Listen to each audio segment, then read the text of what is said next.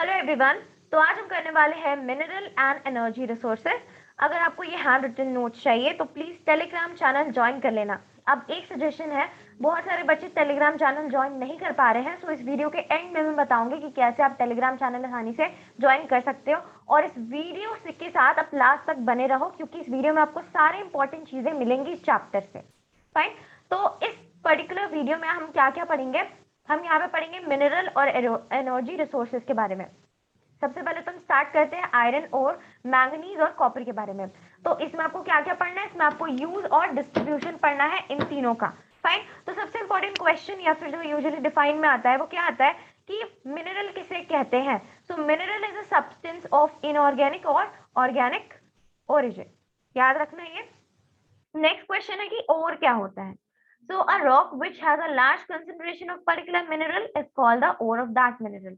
यानी कि रॉक में अगर कोई पर्टिकुलर रॉक है उसके अंदर जिस मिनरल की सबसे ज्यादा कंसंट्रेशन है वो उस पर्टिकुलर मिनरल का ओर होगा। ठीक है।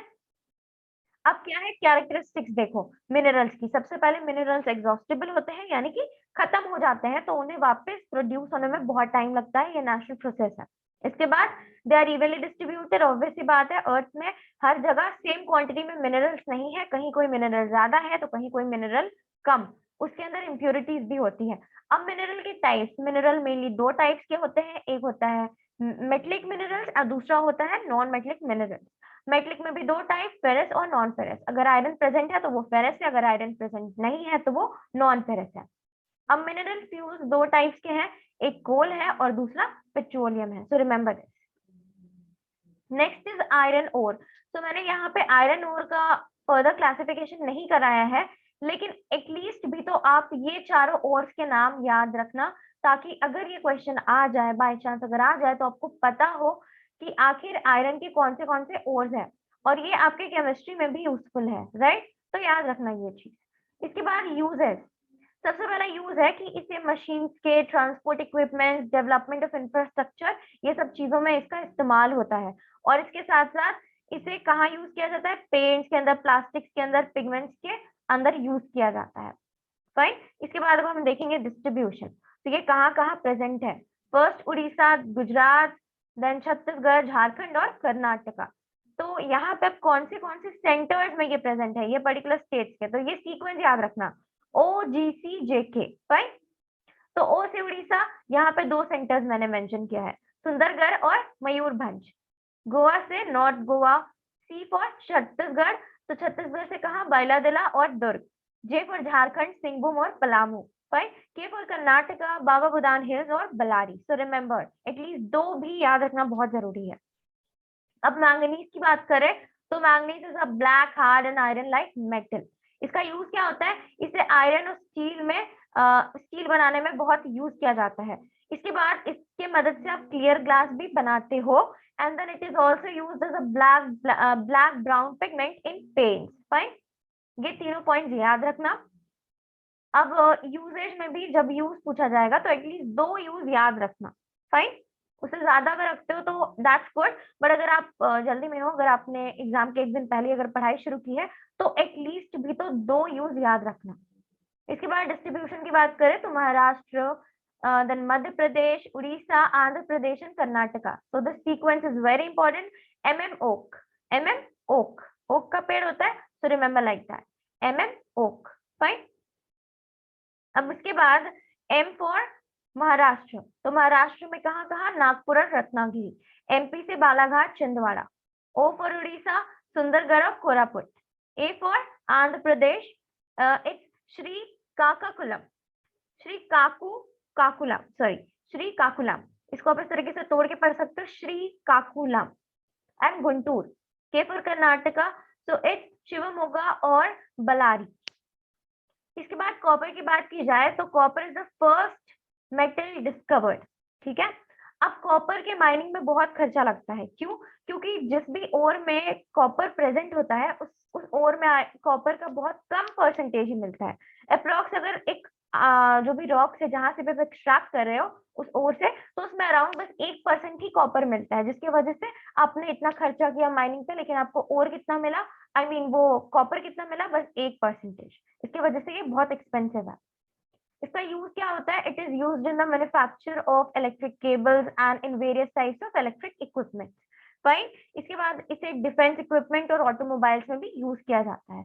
तो आप देख रहे हो कि इसमें इसमें लिखा हुआ तो है 4 पार्ट्स, है ना, इलेक्ट्रिक केबल्स में, फिर इलेक्ट्रिक इक्विपमेंट्स में। तो आप इन इन पार्ट्स को भी दो दो पार्ट्स में डिवाइड करके फर्दर लिख सकते हो। अगर आपको ज्यादा याद नहीं हो रहा, आप एक ही पॉइंट याद करो, इसी पॉइंट को 2 पार्ट्स में तोड़ करके यूज लिख देना, आराम से मार्क्स मिल जाएगा।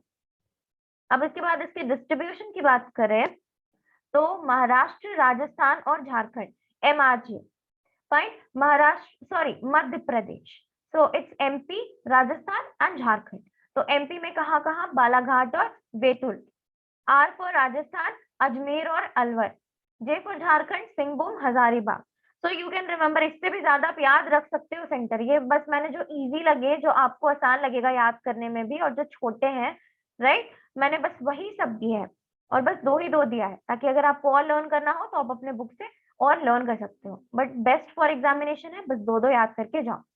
इसके बाद कन्वेंशनल सोर्सेस। तो कन्वेंशनल सोर्सेस को क्या कहा जाता है, non renewable sources of energy भी कहा जाता है, क्योंकि अगर एक बार ये सारे सोर्सेस खत्म हो जाते हैं तो उन्हें वापस बनने में, वापस प्रोड्यूस होने में बहुत टाइम लगता है, क्योंकि ये नेचुरल प्रोसेस है। राइट। फॉसिल फ्यूल्स कैसे बनते हैं, आई मीन जो ये सारे जो मिनरल्स है ये कैसे बनते हैं, जो पेड़ पौधे हैं वही सब डिकम्पोज होकर बहुत सालों के बाद फाइनली वो मिनरल्स का रूप लेते हैं। क्लियर। अब कोल के बारे में हमें पढ़ना है कन्वेंशनल सोर्सेज में। तो इसमें आपको बेसिकली कोल कोल के बारे में हमें क्या क्या पढ़ना है, चलो मैं आपको दिखा देती हूँ। तो यहाँ पे आपको डिस्ट्रीब्यूशन पढ़ना है, एडवांटेजेस पढ़ने हैं एंड डिसएडवांटेजेस पढ़ना है। तो ज्यादा टाइम वेस्ट नहीं करेंगे। पहली बात, मैंने इसका टाइप यहाँ पे इसलिए मेंशन कर दिया है ताकि अगर आ जाता है तो एटलीस्ट आपको बेसिक पता होगा। So it is the basis of industrial revolution. क्यों? क्योंकि it was used to produce steam. Steam बनाने के लिए कोल का यूज किया जाता था।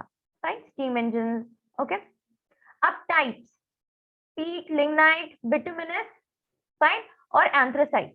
तो लिग्नाइट को हम थर्मल पावर प्लांट्स में यूज करते हैं और बिटुमिनस को कोक में यूज किया जाता है। It is also called Coke. ठीक है, कोक। अब इसके बाद इसका डिस्ट्रीब्यूशन देख लो। तो छत्तीसगढ़, फिर झारखंड, उड़ीसा, मध्य प्रदेश, आंध्र प्रदेश, महाराष्ट्र। तो ये वाला सीक्वेंस याद रख सकते हो, CJO ma'am, CJO ma'am. Fine. अब इसका जो सेंटर्स है ये भी देख लो, एटलीस्ट दो देखना, कोरबा और रामगढ़। झारिया, बोकारो फ्रॉम झारखंड। उड़ीसा से Talcher, Sambalpur. Madhya Pradesh, Singrauli, Sohagpur. Andhra Pradesh and Telangana, so it's Singareni and Kantapali. Maharashtra से कम्पटी एंड वर्धा। फाइन। इसके बाद एक नोट है, जो फर्स्ट कोल माइन था वो कहाँ पे सेटअप हुआ था, रानीगंज, यानी कि वेस्ट बंगाल में 1774 में। राइट। इसके एडवांटेजेस देखते हैं। So it's cheap compare to the other fossil fuels. बाकी फॉसिल फ्यूल्स के कंपैरिजन में ये सस्ता होता है। Alright. It is safe to store and transport. ठीक है। इसके बाद it is use to create other useful material. बहुत सारे चीजों के, जैसे कि पेस्टिसाइड्स एंड ऑल, उसमें भी इसका इस्तेमाल होता है। Independent of weather and climatic condition, यानी कि रिलायबल सोर्स है। फाइन। टेम्परेचर और क्लाइमेटिक कंडीशन पर डिपेंड नहीं करता। ये तभी भी आपको मिलेगा अगर टेम्परेचर क्लाइमेटिक कंडीशन सूटेबल ना हो, तभी भी। Okay. Current technology to process coal is cheap and well optimised. याद रखना। इसमें से भी मैं आपको यही सजेस्ट करूंगी कि इसमें जितने पॉइंट्स दिए एटलीस्ट दो याद रखना, छोटे छोटे 2 पॉइंट याद रखना, एडवांटेजेस और डिसएडवांटेजेस में से, अगर आपके पास टाइम ना हो तो। डिसएडवांटेजेस देखते हैं। तो ये वाला सबसे इंपॉर्टेंट रहता है, और आप इसको सब जितने भी नॉन रिन्यूएबल सोर्सेज है सब में लिख सकते हो कि non renewable source of energy एक बार खत्म हो जाता है तो उसको वापस से बनने में बहुत साल लग जाते हैं, मिलियंस ऑफ ईयर्स, उससे भी ज्यादा। तो इसका नेक्स्ट पॉइंट क्या है, coal emits high levels of carbon emissions into the air, जो कि फाइनली ग्लोबल वार्मिंग और acid rain and such other factors को कॉज करती है, such other issues, environmental issues को ये कॉज करती है। रेडियो एक्टिव हो सकती है एंड दैट्स व्हाई हार्मफुल हो सकती है in that case. Pollutants and by products are dangerous. Fine. Petroleum का देखते हैं। So petroleum is derived from 2 words, first is petro and the next one is oleum. तो पेट्रो का मतलब है रॉक और ओलियम का मतलब ऑयल, यानी कि ये क्या, इसका मतलब आपको क्या समझ में आता है कि ये एक मिनरल ऑयल है। मिनरल ऑयल मतलब कि ये एक ऐसी ऑयल है जिसे हम कहाँ से ऑब्टेन करते हैं, रॉक से मिलती है। तो petroleum has an organic origin and is formed by the gradual decay and compression of various marine deposits. So remember this, ये कैसे बनता है। राइट। डिस्ट्रीब्यूशन की बात करें तो 20 रिफाइनरीज होती है, टोटल 20 रिफाइनरीज है इंडिया में। ऑलराइट। ऑनशोर प्रोड्यूसिंग स्टेट कौन सी है, राजस्थान, गुजरात और Assam.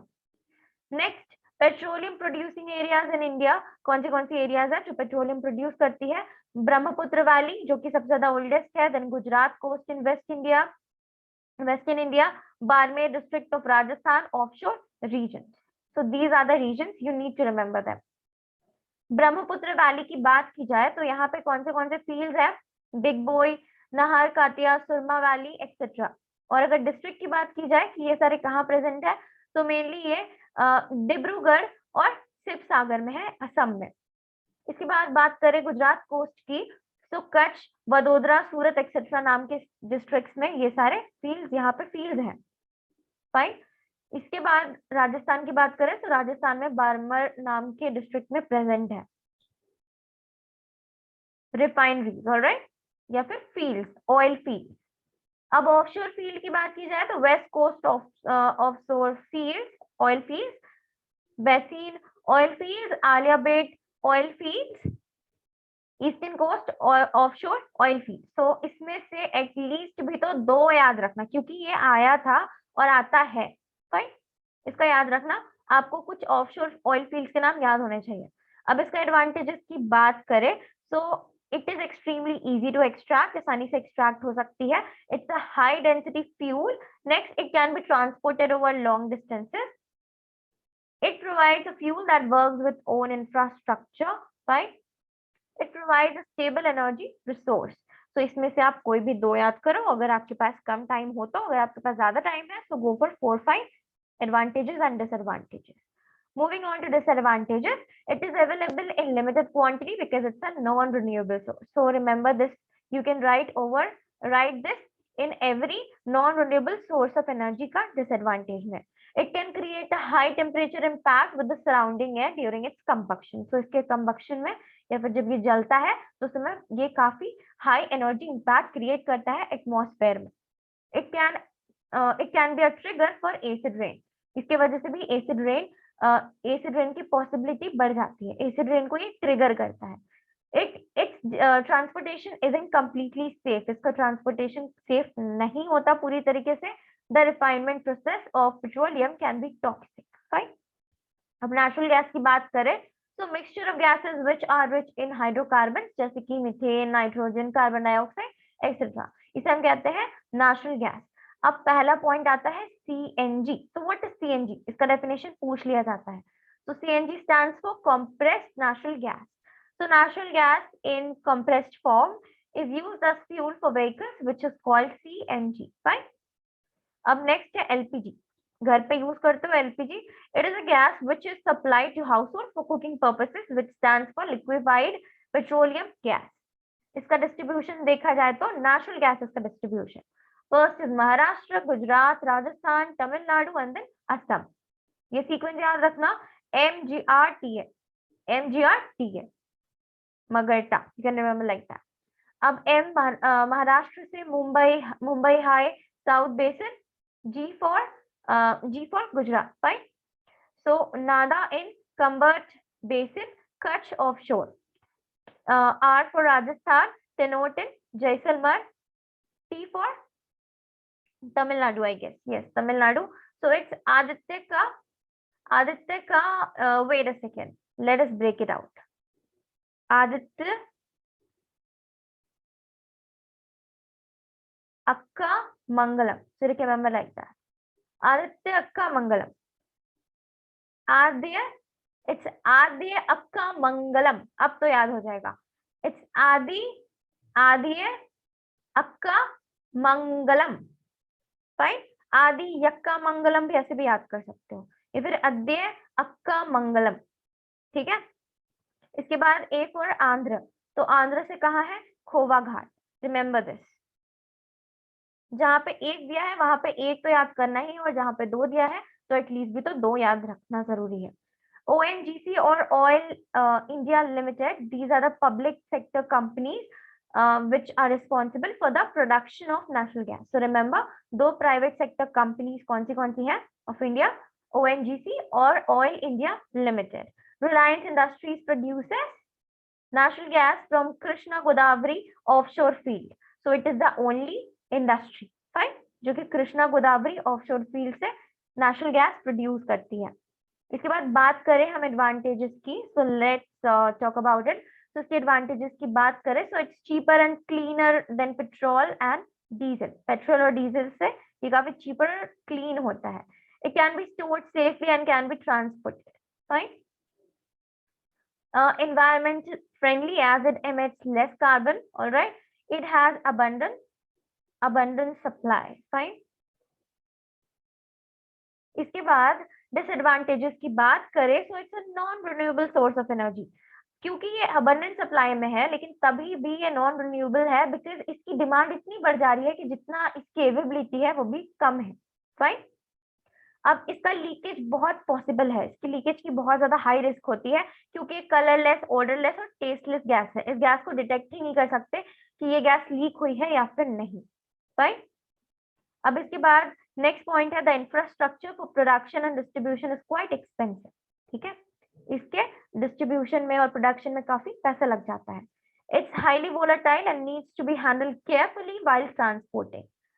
So these are the points which you need to remember from this chapter. All right. So guys, this was all about this chapter. Now, since we were talking about the Telegram channel problem, so guys, मैं आपको ये suggest करूंगी कि आप क्या करो, जहां पे मैंने टेलीग्राम चैनल का लिंक दिया है, आप पहले उस लिंक को कॉपी करो। उसके बाद उस लिंक को कॉपी करने के बाद आप उसको कहीं पे भी पेस्ट करो, या तो आप उसको अपने व्हाट्सएप चैट पे पेस्ट करो, गूगल पे पेस्ट करो, बस कहीं पे भी पेस्ट करो। उसके बाद आप जब उस लिंक को टैप करोगे, यानी कि जब आप उस लिंक को खोलने की कोशिश करोगे, तो आप टेलीग्राम चैनल की तरफ आ जाओगे और फिर आप आसानी से ज्वाइन कर सकते हो। So it's as simple as that. अगर आपको अभी भी नहीं समझ में आया and if you want a tutorial for that, then I suggest you a video, और यू कैन, आप कमेंट करो लास्ट में, मैं आपको एक वीडियो सजेस्ट करूंगी। आप उस वीडियो को देखोगे तो आपको समझ में आएगा कि एग्जैक्टली कैसे ज्वाइन करना है और ये इशू क्यों आ रही है। So that's all for this video. Thank you so much.